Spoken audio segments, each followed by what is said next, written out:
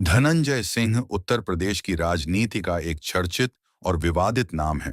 वे पूर्वांचल, विशेष रूप से जौनपुर जनपद की राजनीति में लंबे समय तक प्रभावशाली रहे हैं।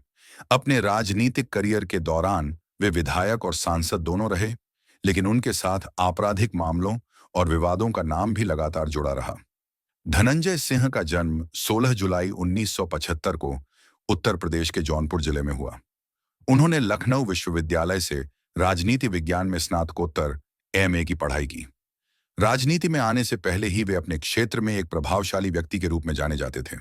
शिक्षा पूरी करने के बाद उन्होंने सक्रिय राजनीति में कदम रखा और बहुत कम समय में पहचान बना ली।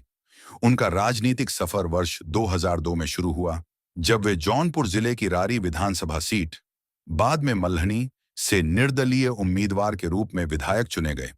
इसके बाद 2007 में वे जनता दल यूनाइटेड के टिकट पर फिर से विधायक बने।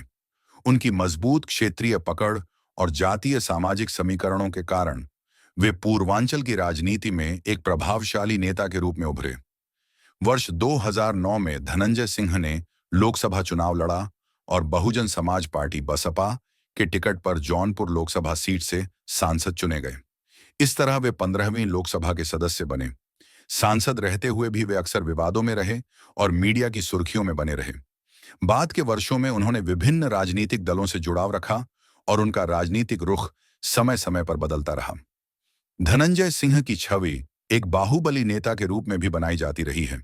उनके खिलाफ अलग अलग समय पर हत्या, अपहरण, रंगदारी और अन्य गंभीर धाराओं में कई आपराधिक मामले दर्ज हुए। हालांकि इनमें से कुछ मामलों में उन्हें जमानत मिली, कुछ में बरी किया गया और कुछ मामलों का निपटारा कानूनी प्रक्रिया के तहत हुआ। इसके बावजूद उनका नाम उत्तर प्रदेश के उन नेताओं में गिना जाता रहा जिन पर सबसे अधिक आपराधिक मुकदमे दर्ज रहे। हाल के वर्षों में उनके कानूनी मामलों ने फिर से सुर्खियां बटोरी। वर्ष 2024 में एक अपहरण और रंगदारी से जुड़े मामले में अदालत द्वारा उन्हें 7 साल की सजा सुनाए जाने की खबर सामने आई, जिसके बाद उनकी सक्रिय राजनीति और चुनाव लड़ने की संभावनाओं पर भी असर पड़ा। भारतीय कानून के अनुसार ऐसी सजा मिलने पर जनप्रतिनिधि चुनाव लड़ने के लिए अयोग्य हो जाता है, जब तक कि ऊपरी अदालत से राहत न मिले। निजी जीवन की बात करें तो धनंजय सिंह का पारिवारिक जीवन भी काफी चर्चा में रहा है। उनकी शादियों और पारिवारिक मामलों को लेकर भी समय समय पर मीडिया में खबरें आती रही हैं।